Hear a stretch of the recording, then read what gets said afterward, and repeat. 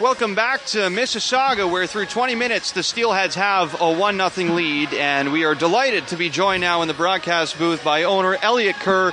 Elliott, thanks so much for taking out some time here to be with us on the show today, and after what's been an exciting weekend so far for Mississauga, big wins over Niagara and Ottawa, you must be pretty happy with the way this team is playing. Thrilled. JR has the team humming.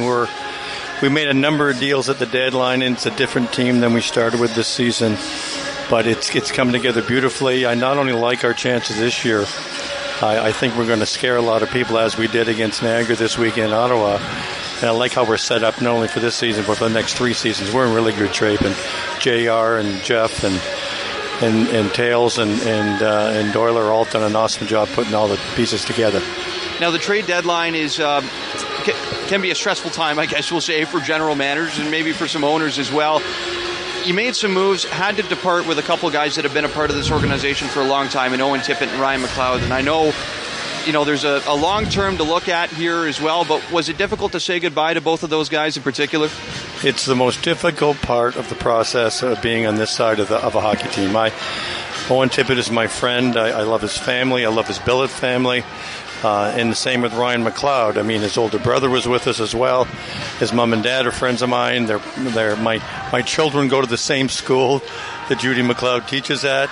And so, especially because they're such an important part of our history and our culture, it was very difficult. But at the end of the day, sometimes you have to make these tough decisions. But we also believe we put both Ryan and Owen in a situation that they can get a nice run to the Memorial Cup. And I'll tell you what, if it's not us, I'm hoping it's them. Fair enough. And, you get some guys back as well, in Aiden Pruder and Duncan Penman in particular, but you bring in some other faces as well. Nick McHugh, CJ Clark have been brought on by Mississauga. A fairly different roster now than what it was at the start of the year. So how about the new guys? What have you done to sort of allow them to fit in here with Mississauga, and how have they fit in so far with this organization? Well, Victor, you nailed the important piece of what we were wanting to do at the trade deadline.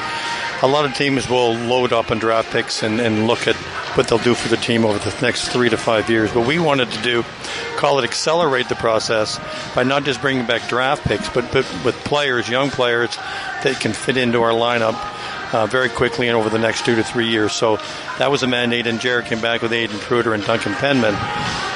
Outstanding players, outstanding people too, and we spent a lot of time not just researching and watching the players that we want to acquire, but we also get to know them personally. Character is a big part of our research and our scouting, and both Aiden Pruder and Duncan Penman fit that bill, and we're proud to have them in, and they're going to be major pieces for us over the next few years. And I think you could argue that they already are, and they've been playing quite well so far. And for you as an owner, I'd imagine too that part of the acceleration process allows this team to hopefully be good, for years to come, but pretty good again this year, right away, right now, in the thick of it right now, 5th in the Eastern Conference. So how important is it for you that this Steelheads team is still competitive, even though it's somewhat of a rebuild? It is very important. And so when we made those deals, that call them traditional trade line deals, we also, to your point, acquired Nick McHugh and Nick Isaacson as well at the deadline to make sure we were a competitor again this season. And the best marketing season we had as it relates to seasons tickets and sponsorship came the year after we made it to the final of the OHL championship. And so it just shows you winning is not only contagious, but winning sells tickets too. You and I could be the 2 best marketers in the world, but if the team doesn't win, it's more of a challenge. We're going to get there. We're going to get there, and helping the team, a good team on the ice, helps the process. And that's exactly what I was about to ask you next, about getting the fans out to these games. Obviously, a competitive team makes a huge difference, but what else here about marketing in Mississauga for you is sort of the game plan moving forward to get more people out to these games and make it a positive experience? We will never stop trying to be an important part, a vibrant part of the Mississauga community, whether that's at the minor hockey level, at the school level, the charitable level. And in this season, I'm even more optimistic because 2 new pieces in the puzzle. One with Sauga, 960 AM. Mississauga finally has a radio station, a voice for the issues of Mississauga, not just for the Mississauga Steelheads, for many, many issues, sport and non-sport. So having this voice helps a great deal. And the second one is Paramount Fine Foods becoming the new title sponsor of our building. The owner of Paramount is a very good friend of mine, and he and I have been working diligently with his team and my team to create programs that'll the patrons of Paramount and the customers of Paramount are markets that we haven't been able to access in the past.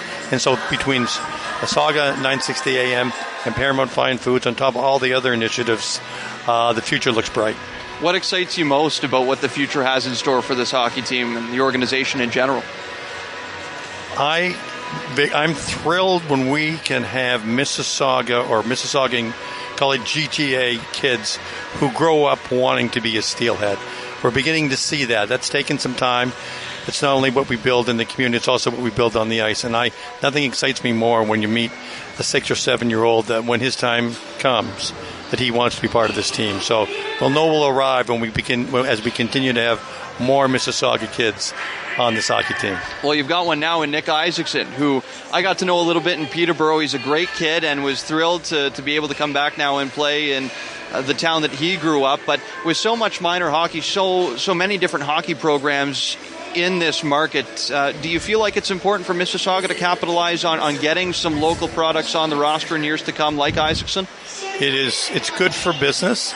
It's good that every young boy who grows up has his own personal network. So if you're in Lorne Park High School or Port Credit High School, your buddies will want to come, your family will want to come. It's good for business.